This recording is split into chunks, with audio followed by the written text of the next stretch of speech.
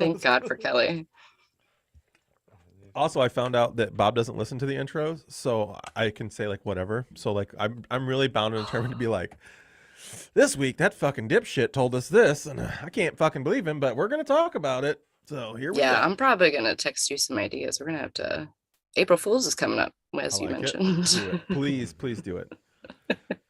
All right. Are we on the live? We are live. I can't. See if Erica can figure out how to get on the live. Look at that. There it is. Can I find it? I'm winning. I'm beating Erica. I'm beating somebody. I mean, poop. Oh, whose volume is on? That's nice. It was mine. I didn't know that was the first thing I said on there. Let me get some of this right there. Look at that. Brian's on here first, and it's his wife's My birthday. computer's. Ugh. Did you know that it's Tracy's birthday? I did not know that. What's up, B? It's Tracy's birthday today. That's not Janet. I love that. Hello, Bob, Zach, and Janet. That's not Janet. Not Janet. It is That was Janet. perfect. She did. Yes, change her hello, hair. everybody. Yeah. Ahoy, friends. Hello. Sorry. everybody Ahoy. on the YouTube Ahoy. That is, for those of you, I'm going to explain it when we start the episode. For you early arrivers, this is our production manager and co-host from True Crime Binge, the Hello. amazing, talented Erica Cantor. That only Zach took one try. Capable of saying The amazing Yeah. Erica Cantor. It was really hard for me to get around that one. A lot of vowels. researcher. It is a lot of vowels.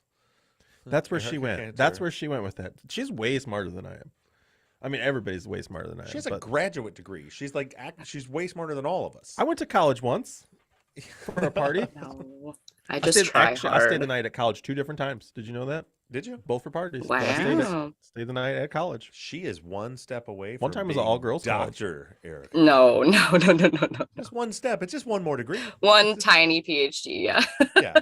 Have you ever thought about doing a PhD? Yeah, I have been thinking about it actually. Uh, And like, what a- it'd probably be like biochemistry too. What a nerd. I know. Hey, what did you think about the I can't believe I never thought to ask you this. You said you're working what Susanna Ryan said and the state's expert said about degradation on the DNA from the business card. You've never piped in about that. Do you know what they're talking about when because they said it looked like on the electropharogram that there's like an arc or a line or something that looks like degradation. Does that track with you? So what I'm guessing is I'm not a super practiced at interpreting electropharograms, but what I would be guessing, so you know how like there's the peaks, if it's for each don't. allele.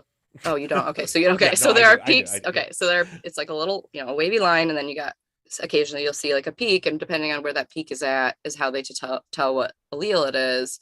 And if the peak is very broad and not very like tall, it's less like that's a weak experiment. Like it's weak evidence to show like that's the allele. It's kind of uncertain. So that is my guess.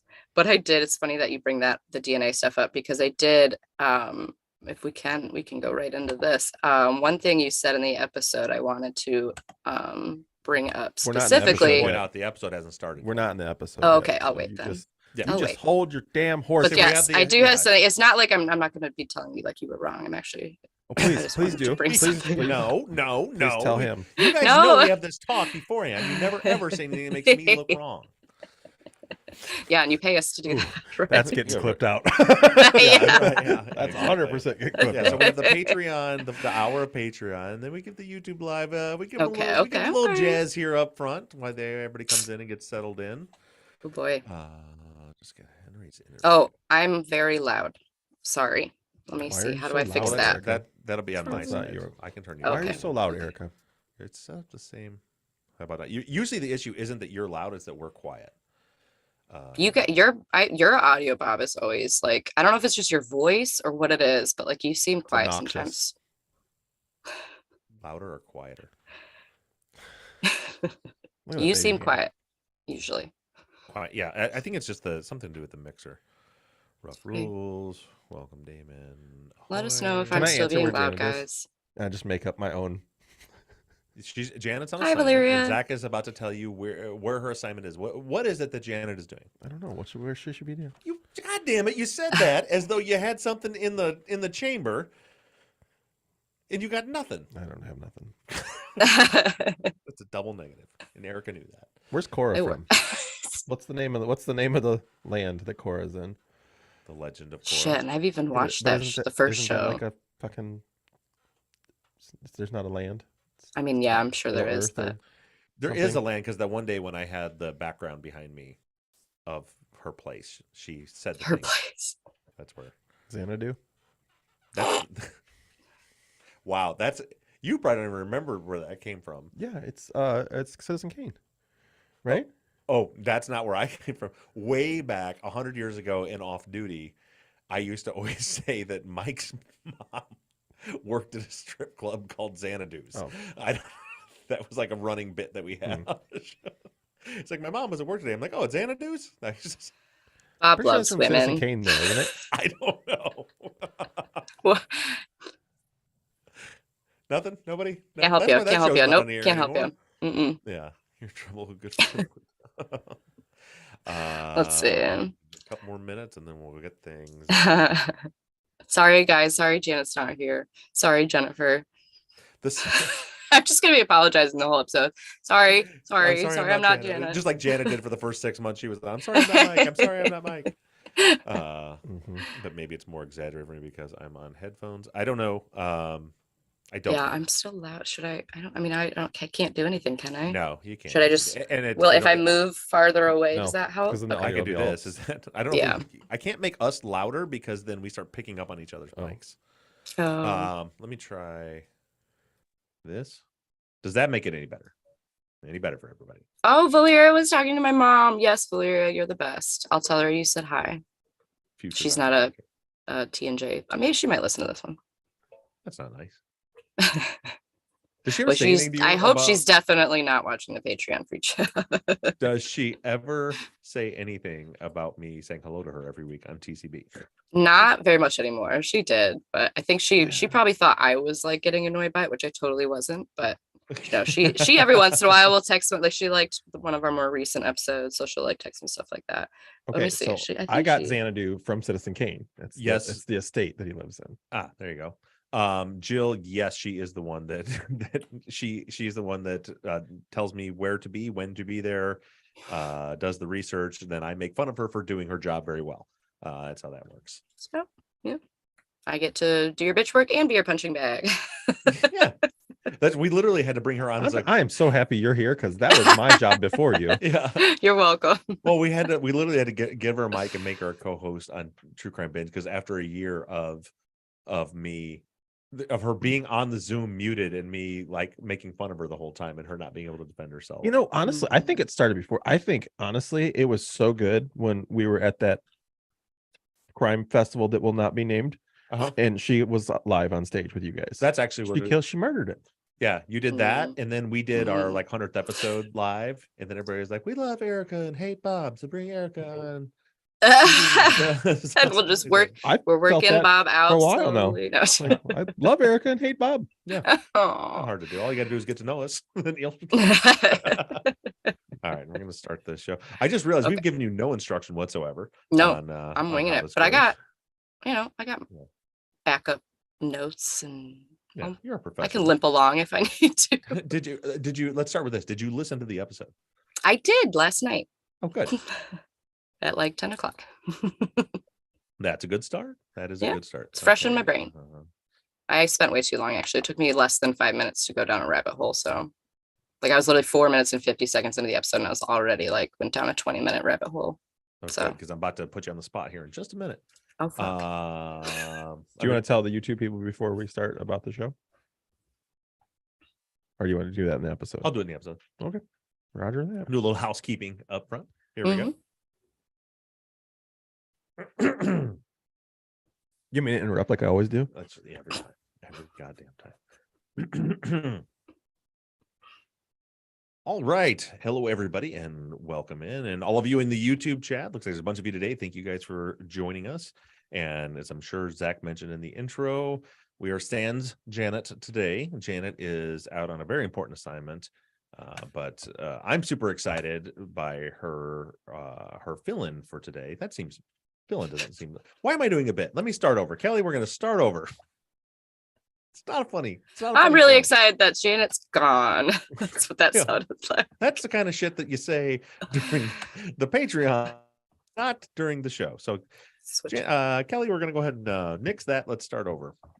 Hey, everybody. Thank you for joining us both at home and right now live on YouTube. As Zach mentioned in the intro, we are sans Janet today. She's out on a very important assignment, but we have a great guest host today. For those of you that listen to True Crime Binge, you are very well aware of who this young lady is. She is our production manager and the co-host of True Crime Binge. I mean, let's face it, Erica, you do 99% of the work for that show, and all I do is show up and talk. Hey, I'm grateful when I don't have to think of questions on the fly like you do. So right. We got a good yin and yang thing going on there, but that is the voice of Erica Cantor. If you want to hear more from Erica Cantor, just check out True Crime Binge. She's actually on the air with me there. She co-hosts there, and as I said, does all the work. So Janet's gone this week, and I thought Erica would be the perfect fill-in so that you didn't just have to listen to me and Zach talk to each other for an hour. Because Lord knows we don't want that. Right. well, I'm honored to be here, and I'll do my best to live up to Janet's excellence. let's just not say her name anymore. She's right, not here today. Yeah, forget her. She's out to sea. No, Janet. We love Janet. Janet will be back next week. We got a bunch of listener questions. We've given Erica little to no instruction on how this is going to go, so I'm sure she's going to do better than we will. And but other housekeeping thing, if anybody is interested and is around the Southwest Michigan area, so Indiana, Illinois, anywhere in Michigan, even the western part of Ohio, Zach and I just booked an encore show for our comedy show. We did the Comedy on the Hill in Baroda, Michigan a few weeks ago. It was a packed out, sold out, standing room only show. Went really well. They asked us back. So we just today put up on our website, if you go to bobruffevents.com, there are tickets available to that show. So you guys get to hear it first before we put it out anywhere else. So if you want to come, didn't get a chance to come last time, there are tickets available. They're just $20. So you can go to bobruffevents.com and watch me and Zach tell some funny stories along with two other comedians that'll be there. And do we have any other housekeeping stuff? Not that I'm aware of. All right. So with that, first things first, Erica, this is where we put you on the spot. You listened to the episode. What'd you think about Javi's testimony? I thought it was very interesting. I saw a lot of activity on the Facebook page before I had actually had a chance to listen to the episode. So I knew there was going to be a lot in there. And I was really grateful for this opportunity to like take the time to sit down and listen to the episode in detail and like take notes and followed my trains of thought and things like normally I don't have the time to do. And one of the big things right off the bat that I found really interesting was just when Javier mentioned or admits to being friend zoned, because I think that was such a topic of debate for such a long time. Like, did he really have feelings for her, or were they just really good friends? Was she, leading him on, et cetera, et cetera. Like, at least from Javi's perspective, now we know, sort of what he was actually feeling. So I thought that was just kind of a small, interesting thing. Yeah. Yeah. And I talked a lot about how he kind of admitted that he was lying to police about being there during that one conference, but there was a lot of stuff in there like that, where he, when you look at the evolution of his police statements, where he's like, no, we were just friends. No, we were only friends. We only want, when all of his friends are like, oh no, he had a crush on her and she didn't want anything to do with that. And then now adult Javier is like, no, I definitely wanted more. And I was definitely friend zoned. Like I was, I wanted more and she didn't. It's interesting. I find it interesting that there's a lot, there's just in the testimony and people have mixed feelings on this. And that's why we'll cover all those in the questions, but there was a lot of where I was like, good for you, Javier. Like he's now an adult and he's like, no, I'm not going to lie about this stuff. I'm going to set the record straight. But then there's some, obviously the big one is if he told Robert about the Becky's body burning in a wheelbarrow. Like it's not provable per se that he told Robert, but it is provable that he knew about it well before Sure. he said. He just holds on to that one thing. Zach, Hmm. what did you think? No, honestly, it was really nice for you to break it down and to see in between the lines as you kind of broke down through this, where we see that, where we're like, Yes, we're starting to exactly. see that Javi's getting information from his dad, clearly getting information from his dad, and kind of holding that back. And then it was nice to see Javi come forward and kind of admit to a few things, that admit to that friend zone, admit to the idea that he really wasn't present during that conversation where Robert and Christian were Right. coming for the hike, the little things. And then, like I said, we read between the lines and you were able to pick up the nuance of what he was saying and where he was coming from with the facts and not just what he wanted to say. I The big thing, 100% agree with that too, Zach. Sorry. I like that was something I literally wrote down to say because like normally as we mentioned, I have this very sciencey mind. I'm very, want things to be very black and white, but and I'm very skeptical of drawing any, conclusions from like, hearsay or testimony, etc. But everything that you brought up in this episode, like even if I initially thought like, well, maybe that's a stretch, like whatever you highlighted it so well, the points in the testimony and then how that tied in with some of the other evidence and things we know. It should really like lay that out there for everybody. And I was 100% on board with everything that all those conclusions that you were making once you sort of laid it out that way. So I did like, that was the part I think that I really enjoyed the most. Like Zach said, we read between the lines, you kind of walked us through that and pointed out to us all of those kind of very key, and it just felt like everything fit like the way you put it out. one thing that I'm really happy with this case is it was so confusing and there was so much information for so long. And then as we're getting more, like, I feel like Zach and I were just talking about this before we came in to record today, that like, I feel like just like what you just said, Erica, that everything is like, it's starting to make sense. The puzzle pieces Mhm. are starting to fit together. We first read Javier's statements and I'm like, oh, he must be involved. Look, he's lying and he's changing his story and he's not, he's Right. omitting things. And then you start to figure out kind of why. And then you probably didn't notice this because Kelly does such a great job editing, but like this was an unscripted episode. I was just working from notes. So there was a lot of free flowing thought that was going on there. And it kind of occurred to me in the moment while I was recording, I had almost forgot about the fact that all of his friends said after the murders, remember, so many of them said you couldn't even have a conversation with him. Mhm. He was always drunk. Right. He was always high. And it was to the point where and it's like, oh, that's where. And then he says on the stand that I knew that I had to try to help police, and I was connecting dots. And it's like that. It was just, for me, that was a light bulb going off. Like that's what was going. It's precisely what he said. Where Mhm. he's in and out with the drugs and alcohol, and he's getting information from lots of different sources. He's trying to figure things out. And then I think what he was doing as a young man was then, presenting to police, this is what happened, when really what it was is, this is what I think happened based on all these different things that I heard. And he was, instead of saying someone told me this, he's just saying this happened, as though he is the Right. source of that information. Mhm.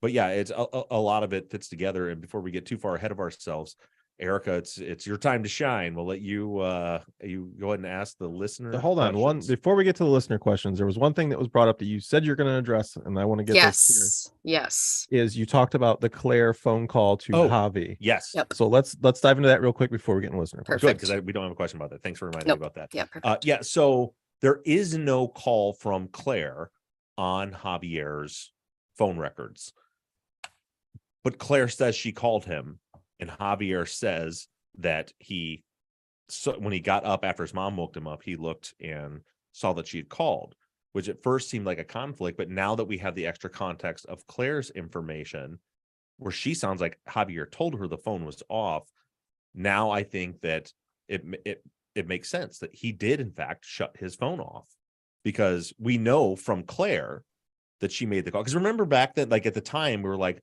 why is it that he wakes up and the first call he makes is to Claire? That was one of the Mhm. things we found to be suspicious. Now we know from Claire that what had happened was his mom woke him up. He turned his phone on, probably had a voicemail from Claire because he said he saw that Claire had called, and then he called Claire back. And the phone records support that. But then that adds in this new layer of where I had said that I think that it shows that Javi, that he was upset with Becky. Yeah. And I think that also explains a lot of what we see about him not saying, that maybe he's feeling guilty and things like that. Because, remember, he went all the way up there, was planning on going to her house, and then she says, no, don't come because Robert's coming. And then nothing. And then he tried calling her. So remember, they don't talk about it at trial, but he also, just after 11 o'clock, called Denny's looking for Becky, and she wasn't there. And if you think, rather than just looking at like what that data means, but start thinking about like in the mind of a teenager, he admits that he really has a crush on her, and he's kind of friend zoned. She broke up with Jacob. I think he's in a place where he thinks maybe this is his chance. They're spending more time together. And then she tells him, no, I'm not, I don't want you to come because Robert's coming. And then he calls work and finds out she doesn't go to work. I think that, I don't think he was like, oh, something bad happened to her.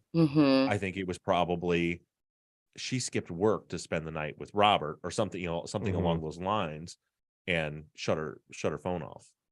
So just to verify, wholeheartedly. Yeah, sorry, go ahead.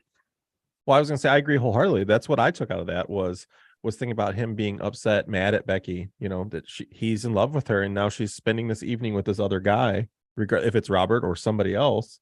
She's spending this evening with another guy, so he's upset. He turns his phone off. He's like, fuck her, I don't want to play, I don't want to talk to her. Yeah, I think so. And Montana in the chat makes a point where she says, shouldn't that have shown as a call that didn't connect and went to voicemail? I don't know, Montana, because we don't see that, it's a different carrier than Verizon. So I don't know if that shows differently on the report. So that's a good point. I guess there is still some ambiguity there, because it doesn't show that someone tried to call and his phone was off and it went to voicemail. I don't know if it would I'm trying to remember if he had was it Becky had T-Mobile and he had Singular as one of the other carriers. But it seems what we can say is this: it tracked with Claire saying, I called him, his phone was off, and then he called me back. And then him saying, I got up, saw that I had missed a call from Claire and called her back. Those two things definitely do fit together. So just to clarify, because I think that was part of what you were uncertain of in the episode, was that Claire did say she called Javi that morning. She did. What I didn't remember was if we saw that call on Javier's records. Right. And then when I went back and looked, it's definitely not on the records. Gotcha. So, and I don't know, because Montana says again, what if it came from a landline? I unfortunately I don't know the answer to that, Montana, how it would work with the different carrier and how their reports work. Yeah, same to Tracy. Sounds like we just can't know that information right now, if ever, unfortunately. Yep. So I guess with that, are we ready to dive into some of these questions? Yep. Anything else, Zach? Nope. Let's go. Excellent. All right. So first we'll kind of start. The first question we're starting with is sort of going back to the interview with Corey at his home that I believe, if I'm remembering correctly, his mom was also present for. And so Denise so this is still relating to Javi. Denise asks, I know that Javi isn't a suspect because of his alibi. I just keep going back to where he was hiding in the closet of his friend Corey when the police came to interview Corey. Why would Javi hide in the closet? So I guess just kind of revisiting that, since we haven't talked about it in a while. Yeah, and I want to point, and we talked about this a while back, but to come back, what it seemed to me initially was that he was hiding in the closet, because you hear the officers go into Corey's house, into his room. They don't see him. Kind of where else could he be? It could be the closet, but that's the only place you think he could. Because I bet, like, we've seen video of Corey's room, or I've seen videos of his room, and there's really nowhere else to be. But to be clear, and I clarified this a while back, it really wasn't fair for me to say he was hiding in a closet, because I don't know that. All we know is that he was in the house, and the way Corey brought it up was, he's like, well, he was in the house. I thought you guys saw him. So it didn't seem to him that he was hiding. So we don't really know that he was hiding, or just that they didn't see him. Sure. And Leanne, I know this is, Leanne just followed up about the alibi. So can we clarify? Did we she asked that? she asked if his alibi was disproved, and no, it wasn't. I mean, his phone is in use and hitting towers down in the valley during the times of the murders. Like there's no when, because back at the time when we saw all these inconsistencies, I really thought he was a suspect, but it was like any way you shake it, there's just no, unless it was so complex where he gave somebody else his phone to use it Exactly. during the murders. His phone very much seems to alibi him, and I think that Yeah. it does. Yeah, I agree.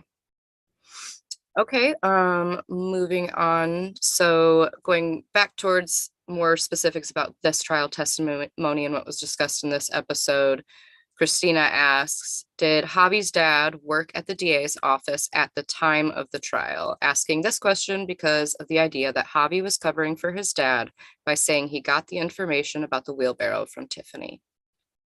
I've been trying to figure this out. I talked to someone who knows him and knows the case, and was told that he retired around that time, but they couldn't confirm. Then I started looking. So maybe if somebody else is better at Googling than me, but I tried looking up Javier Garcia Sr. retires Riverside County, retires District Attorney's Office, and I didn't see any like articles that came up to confirm that. So all I know is he retired around that time. Either it sounds like he did work for the new DA, and he may have retired either right before the trial or right after the trial, somewhere around there, but I haven't been able to confirm that. So I guess either way, if, depending on which way we land on that, how do you think that would like affect sort of our interpretation of Javi potentially lying to protect his dad? If he was working at the time or wasn't working, like if he wasn't working, do we think that's not an issue then, or? I think that because some people brought that up, and there are people in the chat right now mentioning it. If certainly if he was still working for the DA, finding out during the trial that he gave critical case information to somebody would get him in trouble. Sure. Definitely.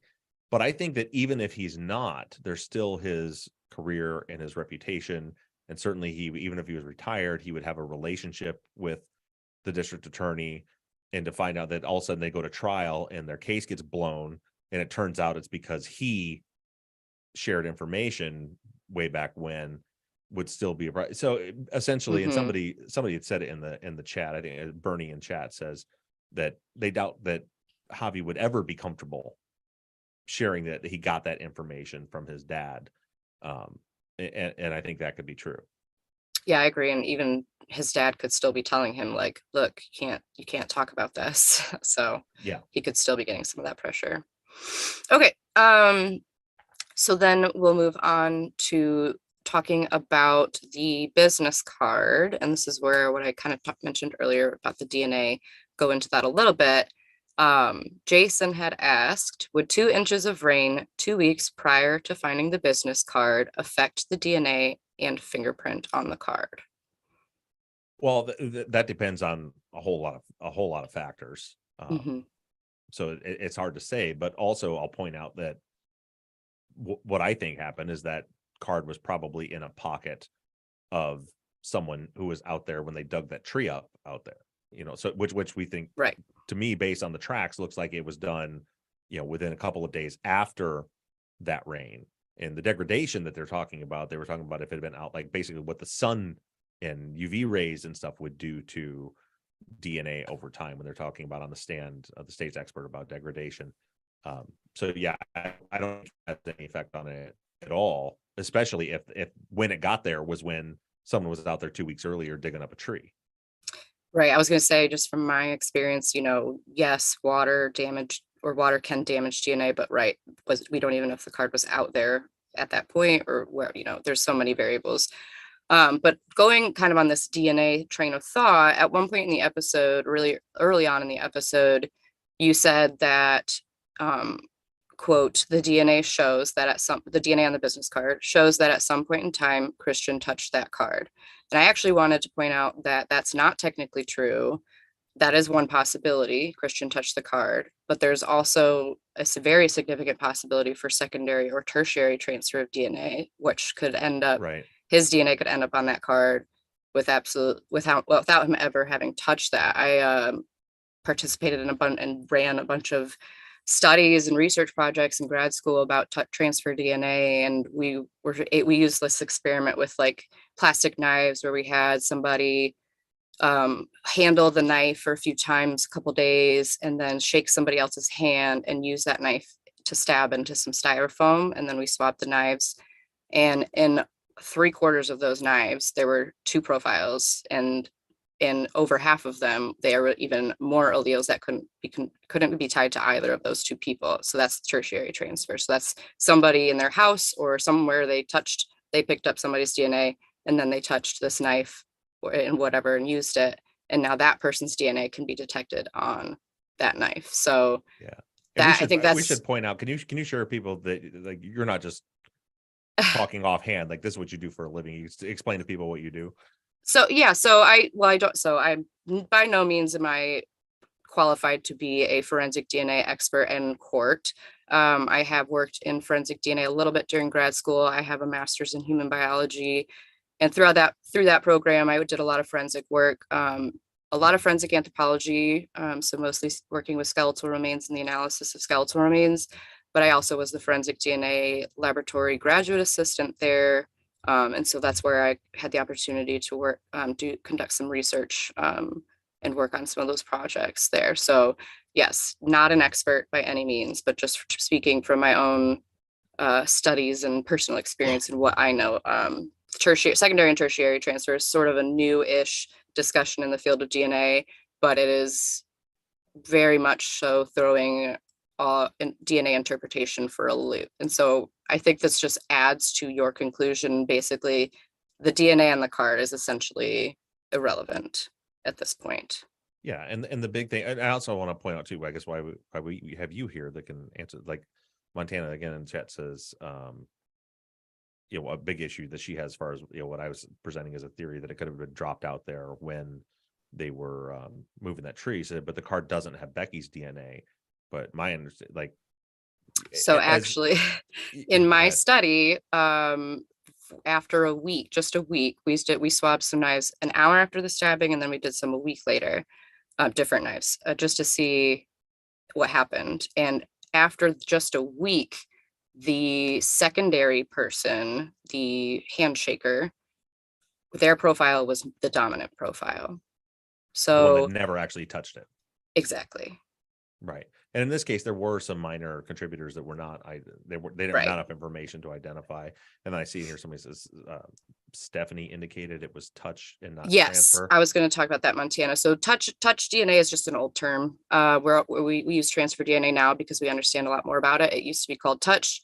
It's essentially, we're talking about the same process. It's coming from the same source, either skin cells or sweat. So yeah, it's just a terminology thing. I don't know who Stephanie is, but also my understanding is you can't, like, even with the old terminology of touch meaning I touched it, transfer meaning I touched something and then that person touched it. There's no way to tell that, is there? No, like no. Yeah, there's no way you can tell that. I mean, you can do, and again, this is not my area of expertise, but you can do statistical tests to generate likelihood ratios of like who was the dominant contributor, who was a secondary contributor. So you can essentially potentially put a number on it, like it's 70% likely that this was the primary contributor is this person, but it's just so variable when it comes to touch/transfer DNA. Yeah, and the point I was making in the episode too was that this all comes down to, we have a very mobile the thing we found the DNA on, or that they found the DNA on, is an object that by nature is passed between people and moved around. Like it's not, and stuck in pockets, where you can even have DNA from the manufacturer of the genes. That's been shown. Yes. So it's not something as compared to, say, like the DNA on they're on Becky's stock. Now there's still the thing you just mentioned are still possibilities. Absolutely. It could be from a manufacturer or something like that. But that's something that is like, if it's not from a manufacturer or somebody, if it's somebody that we find is like local or is a violent offender of some kind or something, but that's DNA on the body in a place where the killers would have touched the body. Right. So there's a much more likelihood that that is connected to the crime as opposed And to. you could, and that's where generating those likelihood ratios probably, especially, and this would be something that maybe would be a great question for whoever, analyze those, or if we, do you have those electropharograms from that? I think Do they're they, in the yeah, they're probably so in you the file could, that I gave, but I wouldn't even know what I was looking at. right. So but you could consult with somebody, Mhm. my advisor in grad school, that's kind of what she does on forensic DNA cases. But essentially, if so, say like, it's like, again, it's so variable, so it's hard to really say anything for definitively, but like if somebody grabbed that sock, their DNA is most likely going to be on there a lot more than any extraneous alleles from a manufacturer or something like that. That's going to pop up as like one allele at this locus and one over here. You're not going to get alleles at all 20 loci or however many they use. It's just going to be every once in a while you see like a third allele. So you can't rule out like a secondary contributor.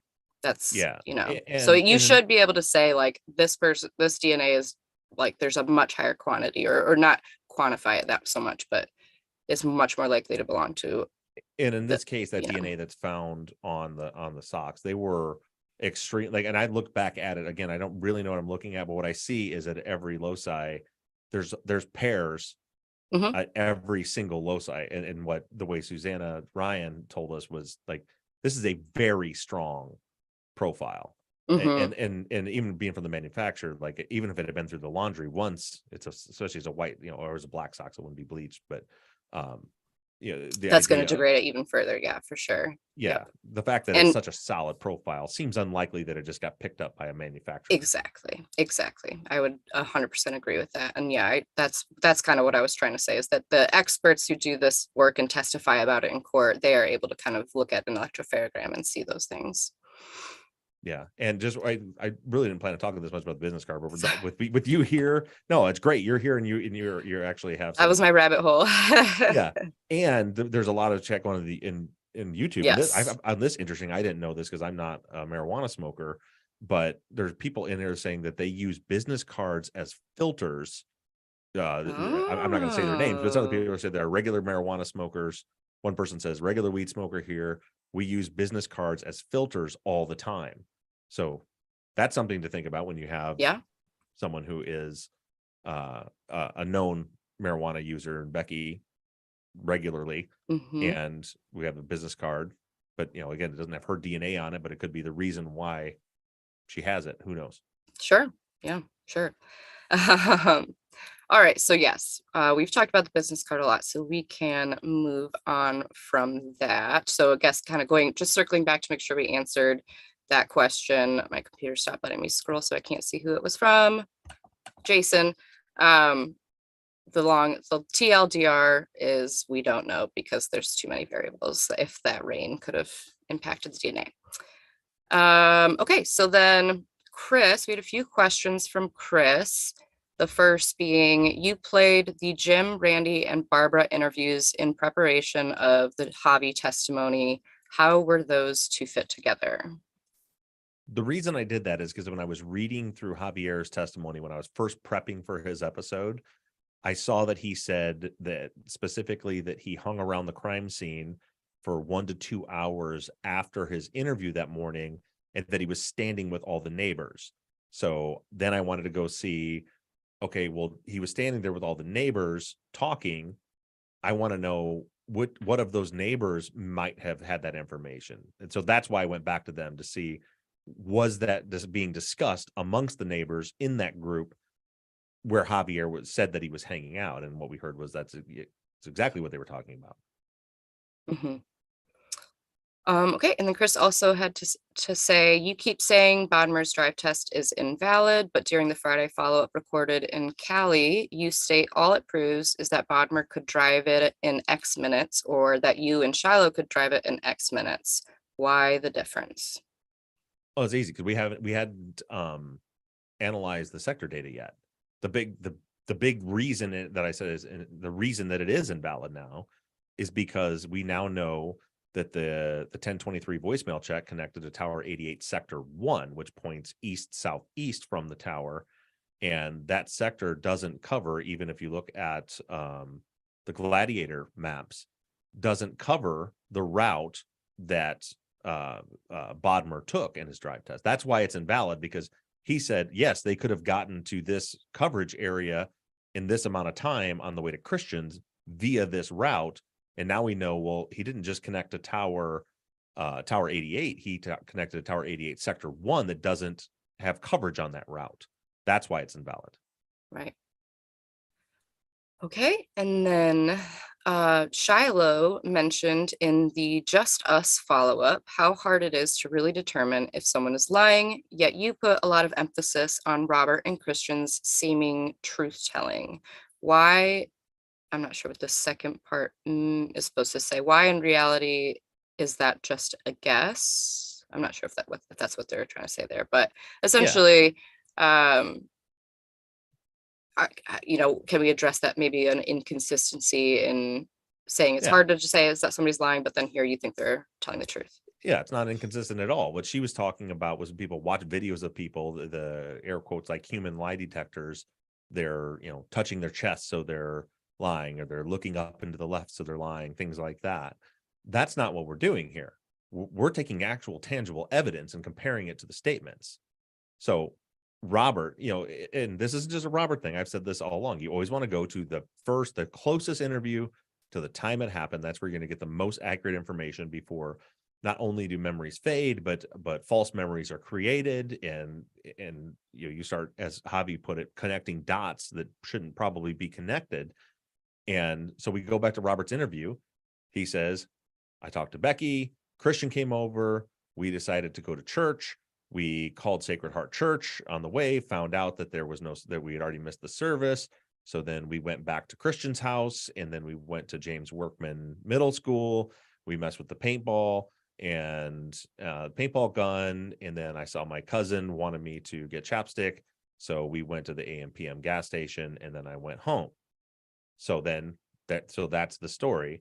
Then we take and look at the cell phone sector data, and we see Christian on the move at 6:45. We see the two of them have left Robert's house at 6:53. We see at 7:00, Robert calls 411, and at 7:01, he calls the Sacred Heart Church. We know, based on the sector data and the route and the timing, where he was at when he did that. Then we see the call from Sam Gayer, where they talk on the phone. We interview Sam. What Sam say they were talking about? The paintball gun, and that they were about to go shoot paintball. The route showed, then we've got the 713 connection that shows they passed the entrance to Highway 74. They were to the east of it, headed back towards Christian's house. Then the next time we have cell phone connection is on Tower 88 Sector 1, which covers James Workman Middle School. Then 20 minutes after that, we show Robert back to his house. These are not me trying to be a human lie detector. It's taking the tangible evidence of the sector data and comparing it to what was actually said, and finding out that literally every single word he said was true. And that goes even further beyond that, when he's interviewing and talking about things like the wheelbarrow, which is what we're discussing today. He says, yeah, Javier called me in the morning because Becky had told him that I was going to go for a hike, and I told him that I ended up not going. I canceled on the hike. And then Javier called me back several times throughout the day as he got more information.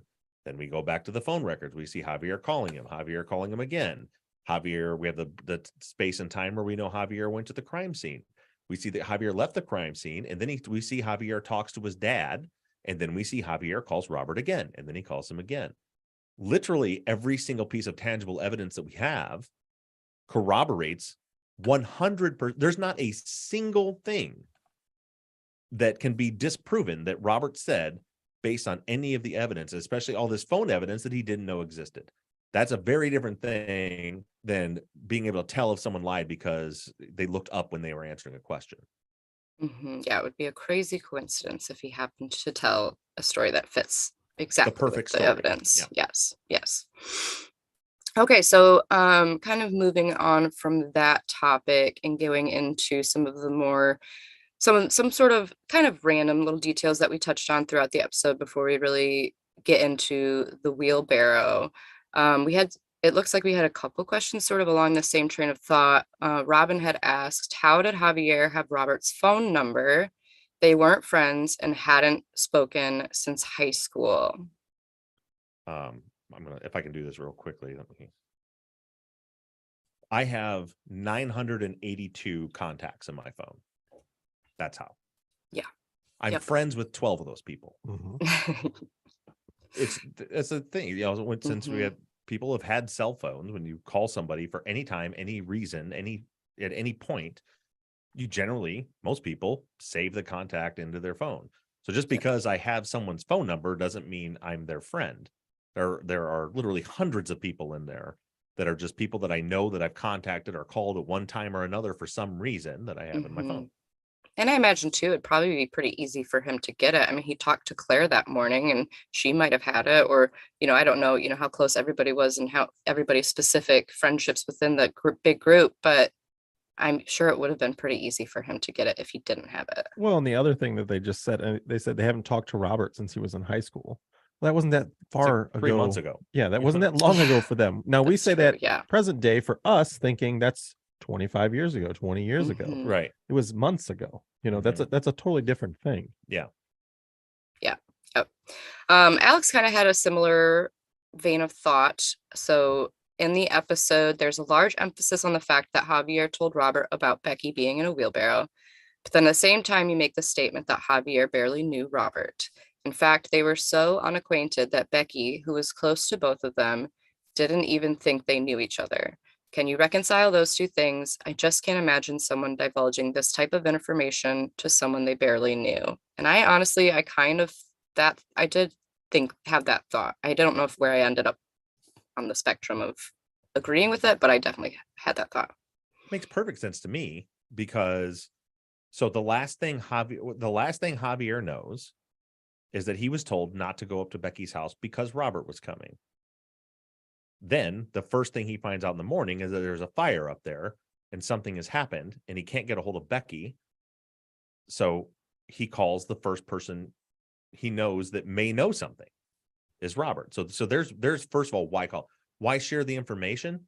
I don't know. Listen to every single person that was interviewed by the police that tells them there was a hike planned and there was a body in a wheelbarrow. And then every time the investigators go, oh, wait, how do you know that? And what do every single one of them say? Javier told me. Mm-hmm. Like, so on black and white and paper, you're like, they're not friends. Why would he divulge this top secret information? In reality, it's a teenager who's panicked and his best friend is dead. Then he talks to his dad, who admits his dad told him that it was a triple homicide on his way down the mountain.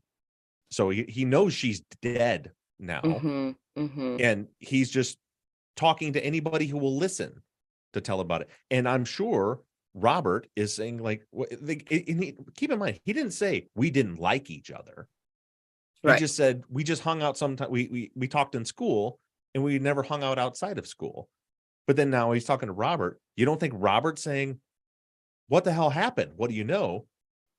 I think of course he would be if his dad had to, it would be like, I just talked to my dad and I don't know it. All I know is there was a young woman's body found in a wheelbarrow and there's 2 bodies inside the house that were burned so bad that they couldn't tell the sex. Like he's just trying to, like, it seems to me that Robert and Javier bonded over this thing because they're both like, what's going on? What happened? Right. Both of them had plans to be there that night and both of them ended up not going. And then she ends up dead. So they're both very invested in it. Yeah, I totally 100% agree. Going to some discussion in the chat, going back to a little bit about how Javier may have gotten Robert's number. Something that I forget about all the time is that we used to all get phone books in the mail, and you had a book in your house where you could just look up anybody's phone number, and it was that easy. So that's a very good point, guys. Yeah. Especially back then, that would have been much more common. Okay, so Jenny has asked, is it possible that all of the reason Javi seemed to be pointing the finger at Robert was because he was worried that Jacob might be a suspect? So maybe redirecting the attention of the police. No, I don't, and I say that because I don't think Javier was trying to throw Robert under the bus. Like, like he's pretty clear. If you go back through all of his statements with police, all he's saying is Robert planned to go on a hike, which is the same thing Robert told him. Mhm. Mm-hmm. And then he says, Robert said he didn't go. I don't know if he went or not. He said he didn't go. And then the question about, did you tell Robert about the wheelbarrow? He was never asked that until trial. He was only asked, where did you get that information? Mm-hmm. And so I don't think that him saying, oh, Tiffany told me that on the 21st. I don't think either back then or even at trial, I don't think that he was thinking, well, I want them to think, I want them to think that Robert has this guilty knowledge. I don't think that's what he was doing at all. He was just, his dad told him some information and told him, I'm not allowed to share this, so don't tell anybody that. So he was just not admitting. And again, when you look at his September 25th statement, he slips up and says it. He says, where did you get that? My dad told me that. Oh, wait, no, Tiffany. I got that from Tiffany.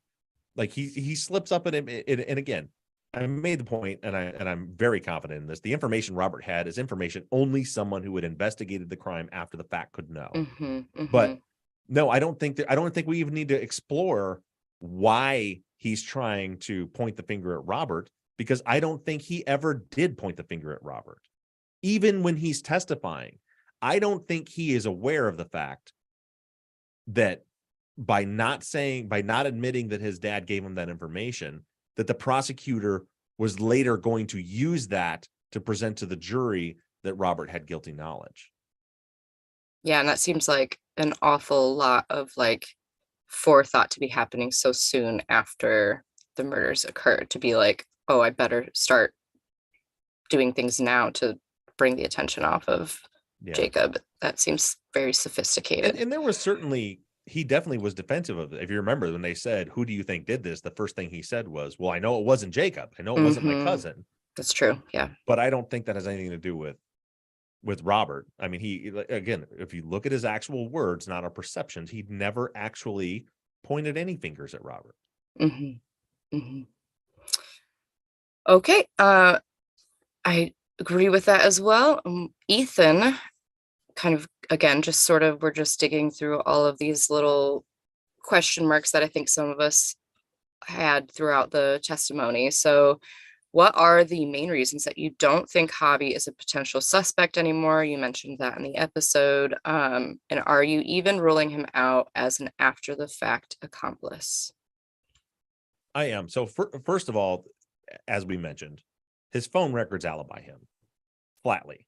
He was in the valley at the time of the murders, or at least his phone was in the valley being used at the time of the murders. Right. As far as him being an accessory, no. When I really look at his behaviors, and again, part of that is like Claire adding some extra context to things by saying that she had called him that morning. Now all of a sudden waking up and the first call being declared, because that did look suspicious. Definitely. Yeah. Right. Like, why did he wake up and call Claire and ask about Becky when he didn't know anything had happened? That's his first contact.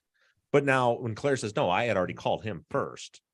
And then we see, so he calls Claire, he tries calling Becky, and then he tries calling Becky's, I think he tries calling her home, he tries calling her cell phone.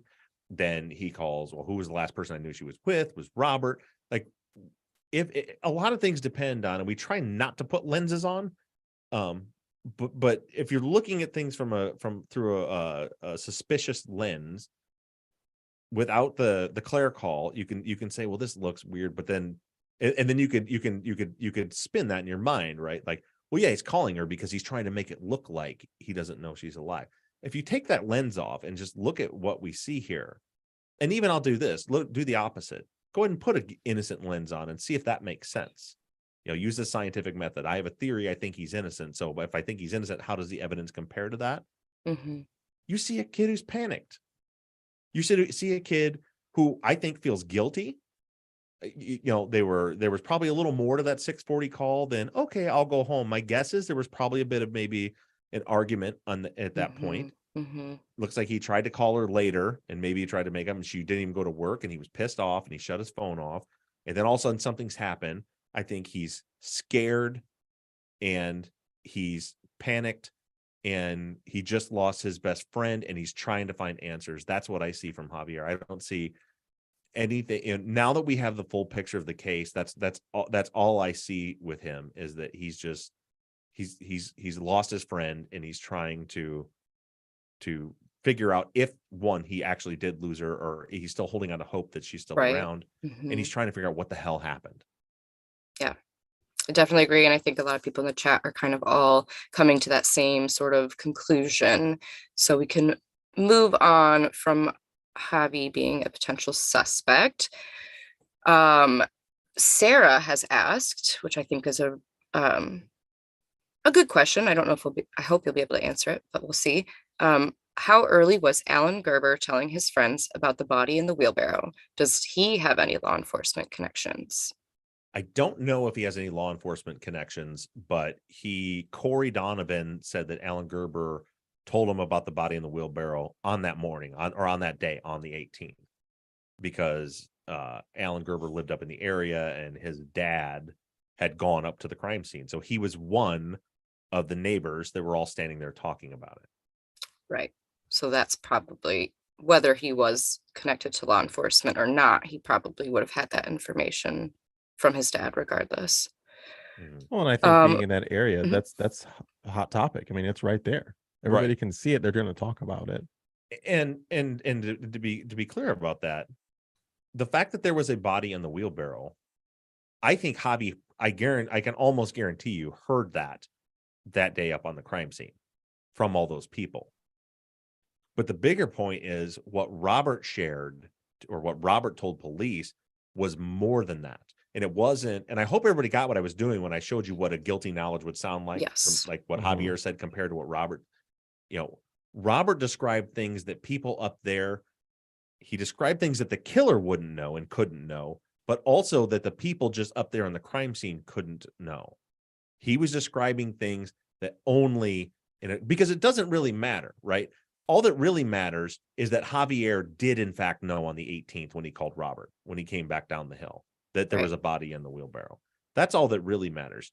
But when we're trying to figure out like what really happened here, we find out that that Robert has information that only an investigator knows. And somebody, Montana in the chat, Montana's first, I keep saying Montana in the chat, she's very active, she or he, I don't know, or they, whoever Montana is, that Corey and Javier were best friends. That's true. So he says he heard it from Alan Gerber, whose dad was up there on the crime scene, and that very well may be true. Also could be that if Corey and Javier are best friends, and Javier's dad told him that information, and then Javier told Corey, and he said, "Don't tell him that you heard it from my dad." The Corey could be lying about that to protect his dad. We don't know. Or do you think it could be the other channel, the other way? Maybe that's what Montana's getting at. Is if Alan heard it from, if Corey heard it from Alan, then relays it to Javi. Oh yeah, that's a good point. And yeah, there are about 45 ways that Javier could and should have had that information that day. Yeah. Yep, exactly. So moving on, let me know if we're getting too long, or if you want me. We have a few questions left. So if you want me to kind of move this along faster, just let me know. Yeah, I'll try to be quicker with my answers, and we'll try to. No worries. Okay, so Nancy has asked if Javi's phone was off. I believe that Bob is right that he was upset with Becky, as we talked about earlier. Javi spent every waking hour wanting to talk to Becky, so why turn his phone off? She may have needed a place to sleep or a ride. And I think that just is kind of following up what we already discussed about maybe there was a fight, or or maybe he just didn't want to talk to her anymore. But I think she kind of answers her own question, right? If exactly. they had fought, then maybe that's why he turned his phone off, because he's like, don't go spend all night with Robert and then call me because you want a place to stay. There's plenty of reasons. There's plenty of reasons why he would have shut his phone off. Right. Okay, and then we have a question from Teresa, who I assume is the Teresa's always contributing lots of good stuff to these follow-ups. Focusing on the piece of info that is harder to know, which would be the condition of the two bodies that were found inside. Essentially, as you talked about in the episode, they were, burnt so badly that they could not tell the sex. That was kind of that guilty knowledge that you mentioned that Javier seemed to know. So Teresa's asking, who knew that and when? Robert knows about the wheelbarrow, which we know many people knew by Monday. Who nobody knew. So the condition of the bodies in the house were not shared publicly. I don't know if they was ever shared publicly. I think at some point they came out with the fact that they were shot. But the police kept this information pretty close to the vest. I mean, there's interviews in this file where they're just calling like John's family trying to get DNA samples and stuff, and they're asking what happened. And they're like, oh, we haven't identified the bodies yet. And they're like, well, we heard this. And he's like, I can't confirm anything like that. Nobody, like, that only could have come from the people that were in law enforcement. Which, yeah, that's definitely very telling, I think. Okay, so then let's see. Yeah, we've just got a few more questions, which I think some of these last ones are really good ones to kind of mull over. So Chris had asked, how did Javier not remember what time Becky worked, but remembered a specific lie that he told to the investigators? Why is it that you seem so willing to believe Javier was initially lying, but not lying in 2017? When it comes to Javier and your feelings, they seem to really contradict themselves, or at least the logic. If Javier completely denies getting the body and the wheelbarrow information from his dad and wouldn't have heard it otherwise, wouldn't that constitute guilty knowledge by his own words and admission? There's a lot to unpack there, but there, as far as the main point of that question, what seems to be it's very consistent. What have I told you guys for 12 seasons on this podcast? Especially when time passes, specific dates and times without anchors are useless. And it doesn't matter who says it. If somebody tells you 12 years later, yeah, she was going to work at 11 o'clock. I can't, just like, we heard from the boss, the manager Eddie's like, I think she started at 9, or maybe it was 10 or what, like, I can't use that because it's too much time had passed. So in one, you're talking about a specific time of what time she went to work. And he's like, I don't remember that. The other is a significant event, especially when you tap into the affective kind of learning domain of your brain, which, anything that's attached to an emotion, and telling a big lie to police is going to generate that emotion, is going to cement that memory. So like there's a big difference between knowing what time her shift started 11 years later and specifically making a choice to lie about something to investigators and probably feeling guilty about it for years after. That's not a detail. That's not what color someone's shirt was. Those were remembering your own actions. So it's not inconsistent in logic. It's very consistent. They're just two very different things.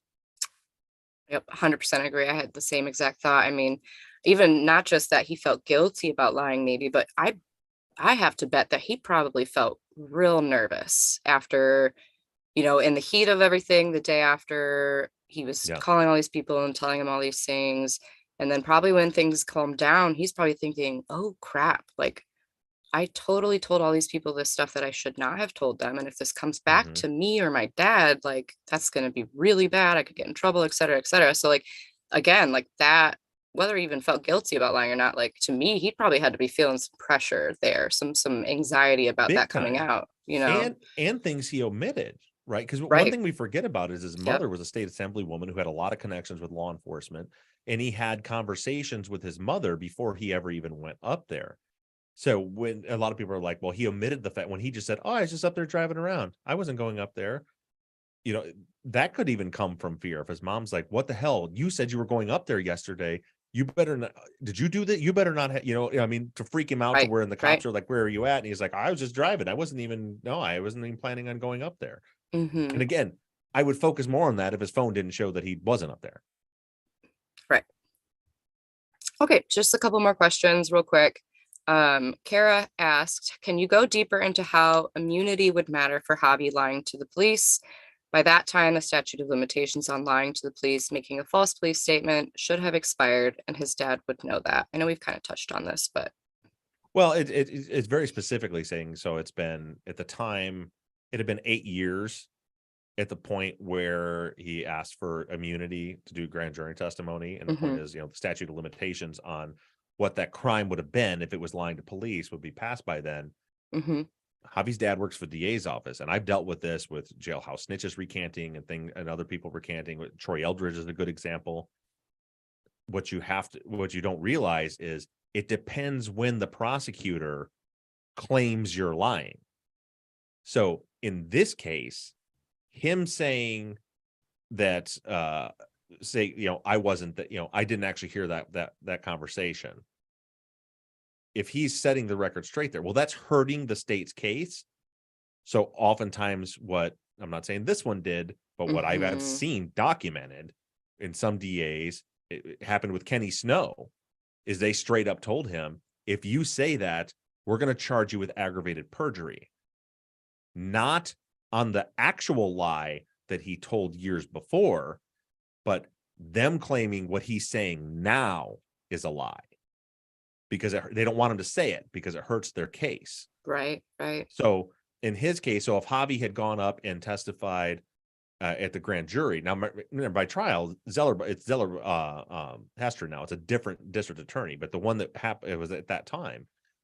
If he had gone up and said, no, I did not hear that phone conversation, and Zellerbach said, that's perjury, you said this before, and now you're saying this. If he claimed that this was the lie, then the statute of limitations doesn't stand. And you don't know what they're going to do. But if there are like threats around, or if there's pressure, which I suspect pressure coming from the district attorney to get you to testify the way they want you to testify, we already know that Zellerbach was a piece of shit. I mean, he was like, he lost. Yeah. I mean, yeah. Is it shady that his own guy was following him around, filming him stealing campaign signs? Yeah. But also he was driving around stealing his opponent's campaign signs. And his opponent had a reason to think that he was driving around stealing campaign signs. Precisely. Right. So if there's, if there was any kind of pressure being put on, then I could see just saying, we want to, he'll testify, but he gets immunity for anything he can't be charged for anything he says on the stand. And again, because that means he can't be charged for what he's saying then. So the immunity isn't for what he said in 2006. The immunity is for what he's saying in 2014. So the statute of limitations doesn't matter. And this may be a stupid question, but can you even be charged with perjury for statements made during a police interview? That's not like under oath, like we think about in a court where you swear on a Bible, right? So that might be a really stupid question, but as like, yeah, they can't. Could he even be charged for perjury? It's not black and white. It's not like the prosecutor says, you're lying, you're charged, you go to jail for perjury. They would have, just like any other crime, they would have to charge them with perjury and then use that other police interview as evidence to support their claim. Right, to support the claim that he's lying now. But I'm saying, like, right. Could they even go back and say you lied back then, and so we're going to charge you with perjury because that wasn't even a statement given under oath? Could charge them. Yeah. They could charge them with lying, interfering with an investigation. Yeah, sure, stuff like that. But that wasn't on the table. It was what he was going to say that day that mattered. Makes sense. Yep. Okay, and then our last question is from Jason, who asked, did the defense counsel point out the timeline issues with Javi supposedly hearing from Tiffany despite not meeting her until the 21st, and with Jacob telling police on the 20th that he'd heard it, and that's referring to the information about there being a body in a wheelbarrow, that Jacob had told police that he heard that from Javier. So essentially just the timeline issue that you sort of pointed out, where Javi didn't actually know Tiffany yet he's saying she's the source of that information. Did the defense catch on to that? Because it's not like on TV. You can't bring that. Jacob didn't testify, so that they can't with Javier. On Law and Order, they might be like, well, isn't it true that your cousin told police that on the 20th that you can't do that? You have to have Jacob on the stand testify to that. And then there was and then there was all kinds of issues with that because of the whole third party culpability thing. The state was like fighting against every little thing. Even, for example, when Dolan mentioned Nick Corline's red truck, it was, whoa, object. bench Mhm, conference, you mhm. can't do that because it's implying that someone else might have done this, Right, and they weren't allowed to do that. right. So good questions. YouTube chat, you guys have been on fire today. Thank you guys so much. Great questions, great discussions there, and as always, amazing questions. And Erica, you did great. Thanks. We so Thank you. appreciate you filling in. Well, I appreciate you giving me the opportunity. Yep. And next time, Jack or Zanet, One of us. Yeah, One of us. I'll fill are in whichever are role. missing, we'll definitely tap into Follow You. And I can tell from the YouTube chat, everybody loved you on the show too. So with that, we're going to wrap things up. And again, remember, if you guys want to come up to, I know it has nothing to do with Truth and Justice, but Zach and I have been doing these comedy shows, and we have one coming up in April Fool's Day in Michigan, Southwest Michigan. If you want to come, go to bobruffevents.com if you want to get in on that. And in Sunday's episode, we're going to continue on looking into the elements of the state's case against Robert and Christian. And sadly, if you're not convinced now, there's not much left. We're going to be covering this week the confidential informant, Jeremy Witt, who testified that Christian confessed to him. So that'll be coming up this Sunday. And with that, we're going to wrap things up, and we'll talk to you guys next week. Bye, guys. Bye, everyone. All right, I'm going to stop. You can hit stop on your record, Erica.